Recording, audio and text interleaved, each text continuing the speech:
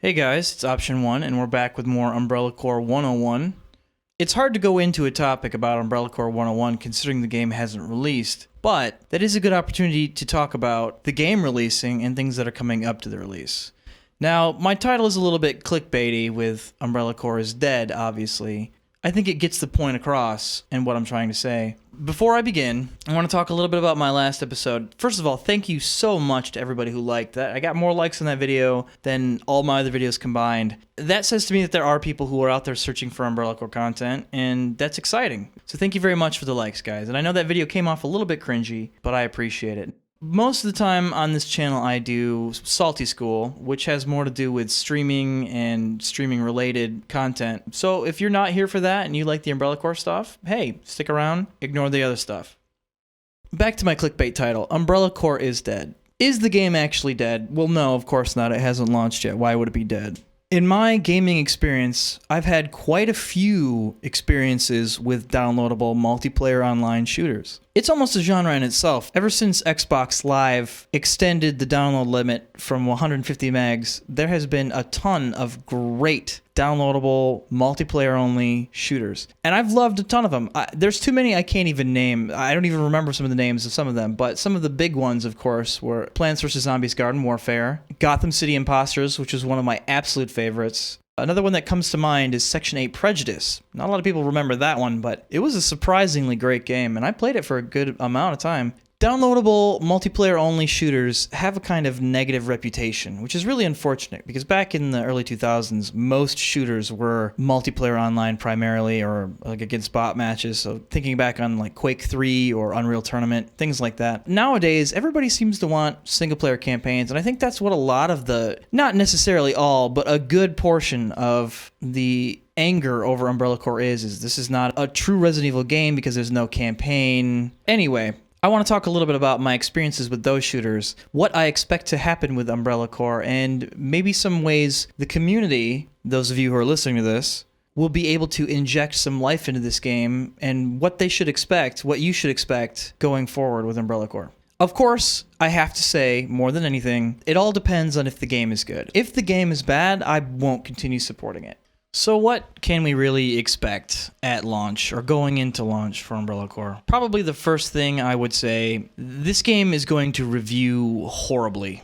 Reviewers, God bless them, don't necessarily understand niche games. I'm not trying to criticize reviewers unfairly, but most reviewers review games based on a kind of a general audience, and most reviewers review a lot of different kinds of games. Reviewers review so much and they have such a generalized knowledge. Most reviewers don't tend to sit and play online downloadable shooters. There's 100 examples I could give you. Street Fighter V was a game that was roasted by critics for not having a story mode. I came from a time where arcade fighting games, you put your 25 cents in and then you get to fight either a computer or the person next to you. I'm pretty sure the main reason why you buy a fighting game is to play other people, not a story mode, but that game got roasted by critics for not having a story mode. Reviewers don't necessarily get niche games. There's nothing wrong with that. I'm not saying that their opinions aren't valuable to the media as a whole. They are. This game is going to get roasted by critics. That's to be expected. The one thing you should not do, though, is freak out when you see that. Don't go to review and post a bunch of negative, argumentative comments like, you didn't get it, or you're just bad, etc., etc. That's not going to help anything. In fact, negative reviews are going to help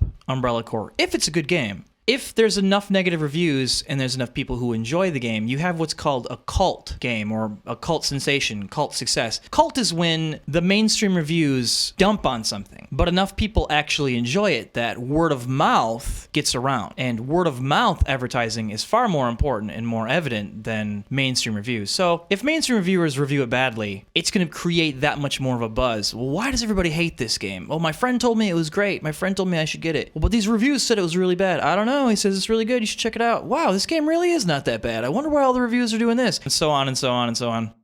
Second thing we should expect, there's going to be low population. Not that many people are going to be willing to make the $30 jump on launch day. Most people probably don't even know the game is coming out. The thing about downloadable shooters is I would describe growth and a downloadable shooter as a slow burn. Again, I've played many of them. they may have a bumper launch. You'll get a good crowd of people who are excited about it or who've heard about it or are following it, but those numbers will drop off, and they'll drop off fast. Other new games will come out, other downloadable titles, other major shooters. The people who are guided by the hype for a game come and go fairly quickly. That's not really anything to worry about. For the most part, it's not going to have a huge audience at the beginning. And also, launches never exactly go as planned, but we'll get to that in a second. In the first couple of weeks for the game, it might be hard to find a lobby. It may not. We'll see. But don't be surprised when that happens. Don't freak out and think, oh my god, this game is dead. It's just like Titanfall. It's over.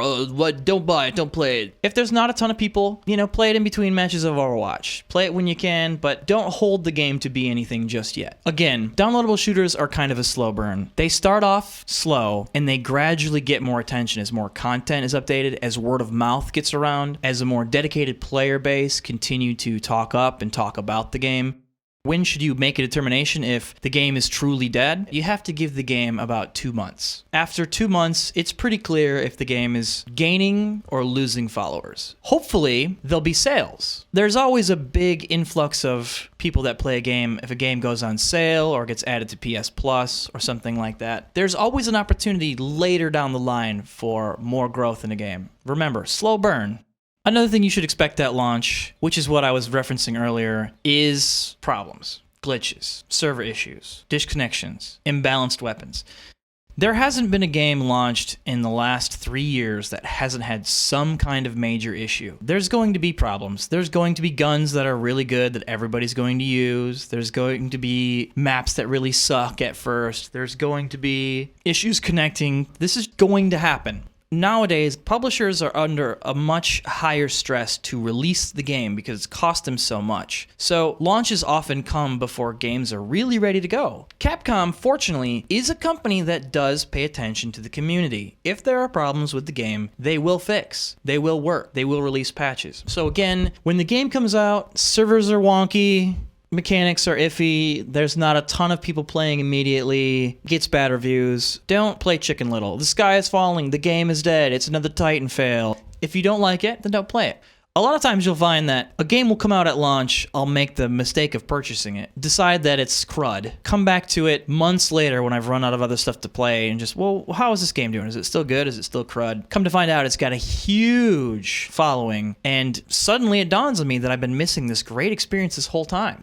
So what do you need to do to keep the game running? Let me give you some directed tips. If the game comes out and you find the game is good, what should you do to keep the game running? The best thing you can do is play it consistently. It definitely helps to log in once in a while and play it, even if there's not a ton of people going on. I know that there's quite a few online shooters on Steam that have an active community at certain times of the day. Communities tend to hang out together, and the tighter a community is, the more easy it is for new people to join that community. Even if you don't play it a ton or you're having trouble finding matches, get on every once in a while. Get on in the evening. Just play a game or two. Another way is, of course, generate your own content. Twitch streaming, YouTube recording, blogging, writing your own reviews, posting on Steam reviews, posting on Metacritic. Any generated content for a game is valid. Another thing you could do, tell your friends. If you like the game, tell everybody. Say, hey, I need a third for my team. I heard about this tournament that Option One Soul is trying to host on Twitch, and this game is really great. Get it, play it. Do you know anybody else who might want to play it? This works great, especially around sale time. Capcom has sales probably once every 2 months on PSN. There's a Capcom sale going on right now. And even at $30, this isn't expensive, but there's going to be sales. Getting the word out is going to be the best thing you can do to keep the game alive. Look, it's going to have a rocky launch. That doesn't mean it's going to be a bad game a week, a month, a year from now. It might still be a great game. It might be a terrible game, but the chances are we don't need to judge it based entirely on launch. Another great way to help the game stay alive, helping new people. Whenever you see someone who's new in the game or seems to not know what they're doing, send them a friend request. Send them a message. And I'm not talking about a message like, you suck, nub, get good. Say something like, hey, I saw that it looks like you're new, you're low level, you don't have etc. gun, whatever. Would you want to play with us? That little act of friendship can do so crazy much to keep a game going. A lot of people will pick it up and maybe their friends won't. There'll be a lot of people who will play it solo, just like me. And because the game is a 3v3, there's a lot of room to make friends. There's a lot of ways you can meet and play with new people. Okay, so I've given you a few things to be prepared for. a few things to watch out for. And I've also given what I think are some great hints and tips for how to keep the game going. Again, this all presupposes the game is going to be good. If it's not good, then don't worry about it. But if it's great and it's not getting the press that you feel it deserves, then these are the steps you need to take. Oh yes, that reminds me. There is a subreddit. It is r Umbrella Corps. It's completely empty as of right now. I did message the mod. He was nice enough to inform me that he didn't have any plans for the subreddit. He wasn't even sure if he was going to mod it. Reddit, believe it or not, is a valuable tool. If you guys want this game to go somewhere, if you guys want to create a space where you can find teammates, find competitive scrim matches against other teams, share tips, tricks, your own tutorials, get your own thing started, this subreddit is wide open. All right, guys, till next time, I'll be back with more stuff. For my next video, actually, I plan to talk about the FOV issues that everyone is complaining about and why it's not a problem, why it actually serves a purpose, and what to do about it, how to avoid getting stuck on FOV issues. So thanks a lot, guys. Like, comment, subscribe, that whole thing, and I'll catch you guys later.